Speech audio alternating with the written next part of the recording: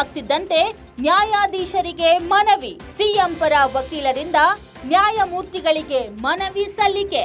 2 ವಾರಗಳ ಕಾಲ ತಡೆಯಾಜ್ಞೆ ಕೇಳಿದ ಸಿಎಂ ಪರ ವಕೀಲ ಅಭಿಷೇಕ್ ಮನು ಸಿಂಘ್ವಿ. ತೀರ್ಪು ಪ್ರಕಟವಾದ ಬಳಿಕ ಸಿಎಂ ಪರ ವಕೀಲ ಅಭಿಷೇಕ್ ಮನು ಸಿಂಘ್ವಿಯಿಂದ ಮನವಿ. ಸಿಎಂ ವಿರುದ್ಧ ಯಾವುದೇ ಕ್ರಮ ಜರುಗಿಸದಂತೆ ಮನವಿ. ಆದರೆ ಸಿದ್ದರಾಮಯ್ಯ ವಕೀಲರ ವಾದವನ್ನ ತಿರಸ್ಕರಿಸಿದ ನ್ಯಾಯಮೂರ್ತಿಗಳು 2 ವಾರ ಕಾಲಾವಕಾಶ ನೀಡಿ ಎಂದು ಮನವಿ ಮಾಡಿದ ಅಭಿಷೇಕ್ ಮನು ಸಿಂಘ್ವಿ ಹೈಕೋರ್ಟ್ ನ್ಯಾಯಮೂರ್ತಿಗಳಿಗೆ ಮನವಿ ಮಾಡಿದ್ರು.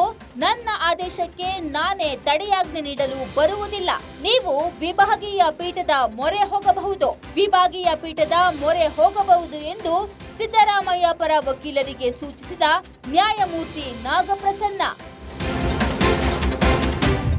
ಸಿಎಂ ವಿರುದ್ಧ ತೀರ್ಪು ಪ್ರಕಟ ಆಗ್ತಿದ್ದಂತೆ ನ್ಯಾಯಾಧೀಶರಿಗೆ ಸಿಎಂ ಪರ ವಕೀಲರಾದ ಅಭಿಷೇಕ್ ಮನು ಸಿಂಘ್ವಿ ಮನವಿ ಮಾಡಿದ್ದಾರೆ. ಸಿಎಂ ವಿರುದ್ಧ ಯಾವುದೇ ಕ್ರಮವನ್ನ ಜರುಗಿಸದಂತೆ 2 ವಾರಗಳ ಕಾಲ ತಡೆಯಾಜ್ಞೆ ನೀಡಬೇಕೆಂದು ಸಿಎಂ ಪರ ವಕೀಲರು ನ್ಯಾಯಮೂರ್ತಿಗಳಲ್ಲಿ ಮನವಿ ಮಾಡಿದ್ದಾರೆ. ತೀರ್ಪು ಪ್ರಕಟವಾದ ಕೂಡಲೇ ಸಿಎಂ ವಿರುದ್ಧ ಯಾವುದೇ ಕ್ರಮವನ್ನ ಜರುಗಿಸಕೂಡದು ಎಂದು ಸಿದ್ದರಾಮಯ್ಯ ಪರ ವಕೀಲರು ಮನವಿ ನೀಡಿದ್ದಾರೆ.